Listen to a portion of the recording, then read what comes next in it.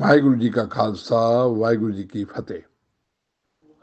The beloveds of the Guru, you will recall that I had told in my last post as how the younger son of Shri Guru Gobind Singh Ji along with their grandmother were kept in a cold tower just to torture them.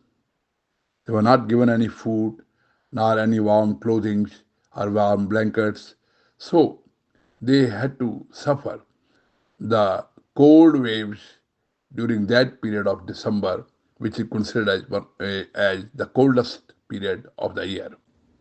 At this stage,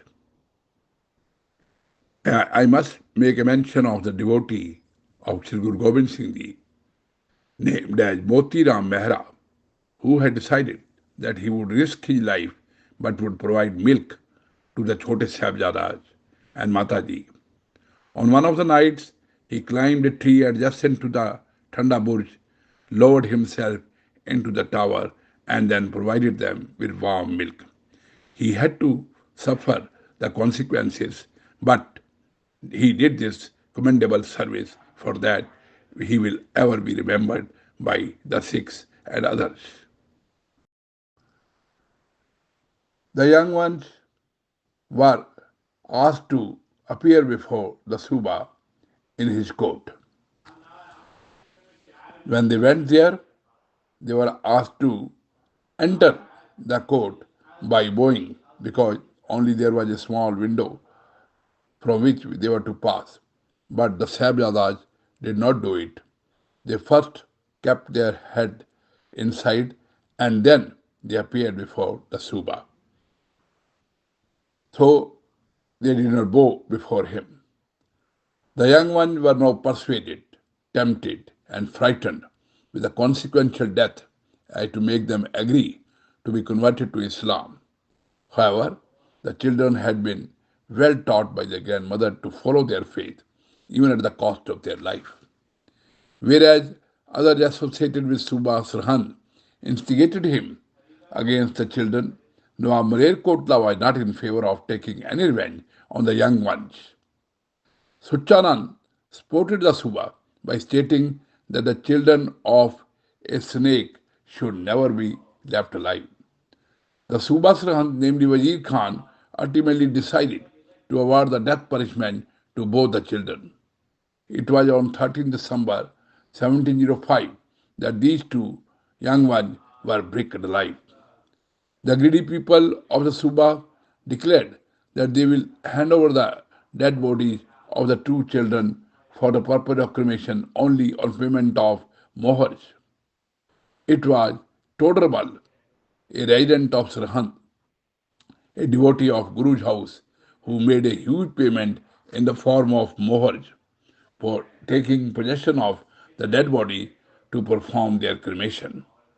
When Mata Gujriji came to know of the martyrdom of the two grandsons, she also passed away. The site of the martyrdom of the two young ones is now the site of a beautiful Gurdwara called Gurdwara Fatehgarh Sahib.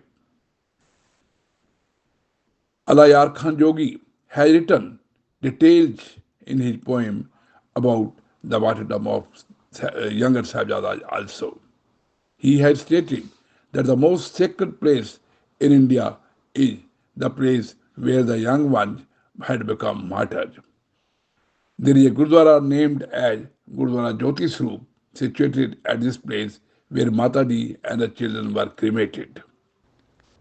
This narration of the martyrdom of younger Sahibjadas of Sri Guru Gobind Singh Ji reveals certain unique facts of Sikh history. The most important fact is that of the martyrdom and how the Sahibjadas faced it. They did not waver in their belief.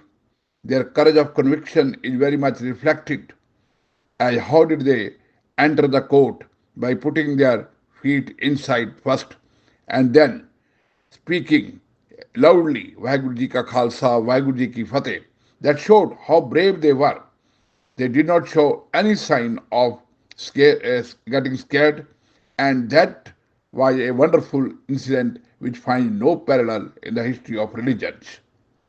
There is no parallel of this martyrdom also in this respect that their age was 9 year and 6 year old.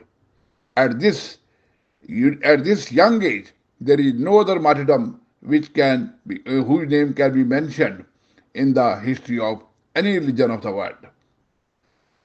We also find that there were Sikhs even at that time who were so devoted towards the Guru that they could make any sacrifice for the sake of religion. We have Moti Chandji, whose family had to face martyrdom because they had served Sahibjadas with milk. We also find another Sikh who purchased the costliest land by paying huge money in the form of mohrs for conducting the cremation of Sahibjadas. So this is a unique story in itself, and this this has no parallel anywhere. I shall be relating further facts in this regard and about Guruji's movement towards Malwa in my subsequent posts. Till then, I take your leave. Kindly go on liking these posts and subscribing to our channel, Uniqueness of Sikhism. Thank you very much. Vaheguru Ji ka Khalsa, Vaheguru Ji ki Fateh.